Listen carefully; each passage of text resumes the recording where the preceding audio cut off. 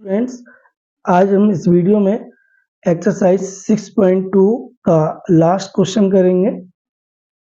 ये क्या कहता है कि in the figure P Q and R S, P Q ये रहा, आर एस ये रहा आर और एक रहा एस, ये आर है और ये एस। ठीक है, तो ये पी क्यू आर एस, ठीक है, आर टू मिरर्स, ये दो मिरर्स हैं, ठीक, और placed parallel to each other, एक दूसरे के पैरेलल है। ठीक है, an incident ray A B, एक ए बी इंसिडेंट रे है जो कि स्ट्राइक टकराती है द मिरर पी क्यू, यानी पी क्यू पर टकराती है बी पॉइंट पर। ठीक है, द रिफ्लेक्टेड रे, अब जो एक रे है वो रिफ्लेक्ट होके जाती है, वो इधर आती है। ठीक है, ये रे रिफ्लेक्ट हो रही है, move along the path B C, ये रहा, and strike the R S, और ये जो रे है रिफ्लेक्टेड होके आई है, ये आर एस पे टकराती है। अब टकराएगी, उसके बाद सी पे और वापस रिफ्लेक्ट हो जाएगी, और ये सी डी हो गई। अब प्रूव ये करना है कि जो ए बी है और सी डी है ये कैसे हैं, ये पैरेलल है, या हमें प्रूव करना है। इसमें कुछ साइंस के लॉ भी लगेंगे रिफ्लेक्शन के। लॉ ऑफ रिफ्लेक्शन क्या कहलाता है कि एंगल ऑफ इंसिडेंस और एंगल ऑफ रिफ्लेक्शन दोनों आपस में इक्वल होते हैं। देखें तो ये कुछ हो गई सिचुएशन। देखो क्या होता है, जैसे कोई मतलब ये एक मिरर है, ठीक है, और मान लीजिए कोई रे ऑफ लाइट आती है तो वो टकराएगी, टकरा के फिर जिस एंगल से आई थी उसी एंगल से लौट जाएगी, और इसके बीच में ये कहलाता है नॉर्मल, जो परपेंडिकुलर होता है। तो ये एंगल ऑफ इंसिडेंस है और ये एंगल ऑफ रिफ्लेक्शन है, ये दोनों आपस में इक्वल होते हैं, ऐसा लॉ ऑफ रिफ्लेक्शन कहता है। तो अब यहाँ हमने नॉर्मल डाल दिए हैं, हमने ये क्या है कि जो बी एन है ये परपेंडिकुलर है, ये किया क्या बी एन, ये बी एन जो है वो हमने ड्रॉ करे हैं, B N perpendicular on P Q, यानी हमने ये नॉर्मल मान लीजिए बी एन, मान लीजिए let B N and C M are normal. ठीक है, तो B N perpendicular on P Q, जबकि सी एम ये आर एस पे परपेंडिकुलर है। अब ये भी, ये जो परपेंडिकुलर है ये भी परपेंडिकुलर है, ये भी 90 है और ये भी 90 है। इसके मतलब क्या हुआ, बी एन और सी एम ये आपस में पैरेलल हुए या नहीं। ठीक है ना, मान लीजिए ये है और हमने ये और ये कंडीशन की है, ये 90 है, ये भी 90 है, ये भी 90 होगा, तो इनका एंगल इक्वल है ना, तो ये क्या हुए, पैरेलल हुए ना। ठीक है, अब पैरेलल हुए तो ये वाला एंगल, और ये इसको नाम दे दिया बीच में, एंगल 3, एंगल 4, एंगल 1, एंगल 2। ठीक है, ये हो गया। अच्छा एक चीज और है, अब बी एन और सी एन पैरेलल तो हो गए, ठीक है, इसके मतलब ये हुआ कि एंगल 3 और एंगल 2, यानी एंगल 2 एंड एंगल 3 ये आपस में इक्वल हो गए, क्योंकि अब ये हो जाते हैं अल्टरनेटिव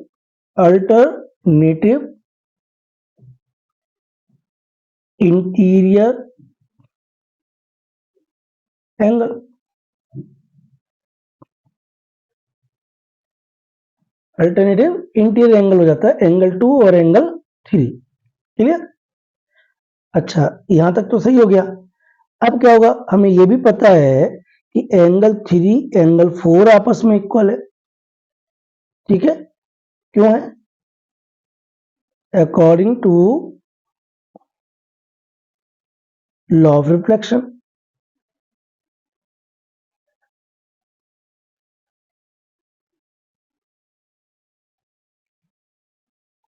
ऐसे ही अब एंगल 3 और एंगल 4 हो गया, ऐसे ही हम कह सकते हैं कि एंगल 1 और एंगल 2 ये भी इक्वल होंगे, same by law of reflection.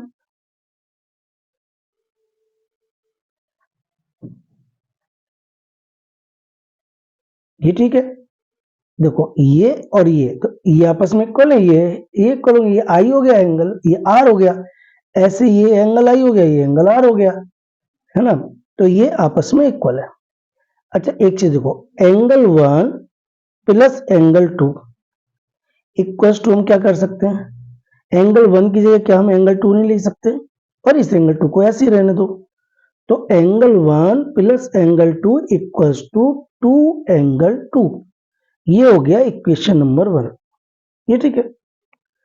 अब देखना, ऐसे ही एंगल 3 प्लस एंगल 4, अब यहीं पे क्वेश्चन जो है अच्छे से पकड़ में आएगा, सॉल्व यहीं से होगा। इक्वल्स टू, अब क्या होगा, एंगल 3 को तो ऐसे ही लिख दो, और एंगल 4 की जगह क्या हम एंगल 3 नहीं लिख सकते, बिल्कुल लिख सकते हैं। तो angle 3 plus angle 4 equals to क्या हो जाएगा, 2 एंगल 3। सेकंड, अब समझना, यहां समझ लिया तो फिर दिक्कत नहीं आएगी।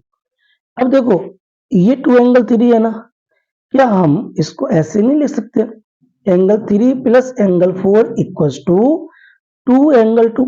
अब आपको ये कैसे लिख दिया भाई, एंगल 3 एंगल 2 के इक्वल है या नहीं, तो इसकी जगह हमने एंगल 2 लिख दिया, since angle 2 equals to angle 3, ये मान लो हमने को इक्वेशन 3 लिख दिया, राइट।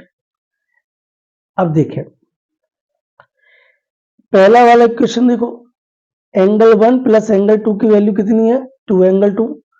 एंगल थर्ड वाला देखो, एंगल 3 प्लस एंगल 4 की वैल्यू कितनी, 2 एंगल 2, यानी दोनों की वैल्यू 2 एंगल 2 है कि नहीं। यानी हम ऐसे कह सकते हैं कि एंगल 1 प्लस एंगल 2 ये इक्वल है एंगल 3 प्लस एंगल 4 के। यहां लिख दो आप कि from equation 1 and 3, 1 and 3, right. अब क्या होगा, एंगल 1 प्लस एंगल 2, ये देखो एंगल 1 प्लस एंगल 2 ये क्या हो गया, ये पूरा एंगल है ना, ये बी सी डी, और ये क्या हो गया ए बी सी। यानी हम कह सकते हैं angle B C D is equal to angle A B C, होगा या नहीं, ये पूरे पूरे एंगल हो गए, और ये ऑल्टरनेटिव एंगल भी है, और ऑल्टरनेटिव एंगल इक्वल होते हैं, ये भी इक्वल हो रहे हैं, ठीक है। तो इसके मतलब A B parallel to C D होगा, है ना। अलग से पेज ना लेके यहीं पे बता दे रहे हैं। देखो ये क्या हो गया, angle B C D and angle A B C are alternative angles, ठीक है। इसलिए हम ये कह सकते हैं कि A B parallel to C D. उम्मीद है समझ में आया होगा, एक बार फिर से समझ लो, ये दोनों मिरर पैरेलल हैं, ये एक इंसिडेंट रे है जो रिफ्लेक्ट होके आती है यहाँ पे, और फिर यहां से फिर ये रिफ्लेक्ट होके जाती है ऐसे, इनके बीच जो नॉर्मल होता है ये आपको पता होगा, ये परपेंडिकुलर होता है ये भी पता है। तो बी एन पे और सी एम ये आपस में क्या हो जाते हैं, पैरेलल हो जाते हैं। पैरेलल होते हैं तो इसके बीच में ये बी सी एक ट्रांसवर्सल लाइन हो गई, तो एंगल 2 और एंगल 3 ये आपस में इक्वल हो जाते हैं, ठीक है, क्योंकि यहां पर जो बीसी है is transversal line, transversal line, ठीक है। अब ये हो गई, अब क्या किया, एंगल 3 और एंगल 4 आपस में इक्वल है, एंगल 1 और एंगल 2 आपस में इक्वल है, क्योंकि ऐसा लॉ ऑफ रिफ्लेक्शन बोलता है, ठीक है। अब क्या होगा, आपने एंगल 1 प्लस एंगल 2 लिख दिया, ठीक है, इक्वल्स टू एंगल 1 की जगह हमने एंगल 2 लिख दिया, और एंगल 2 की जगह एंगल 2 रहने दिया। यहाँ पे आप लिख सकते हैं since angle 1 equals to angle 2, अभी तो बताया। तो ये हो गया 2 एंगल 2।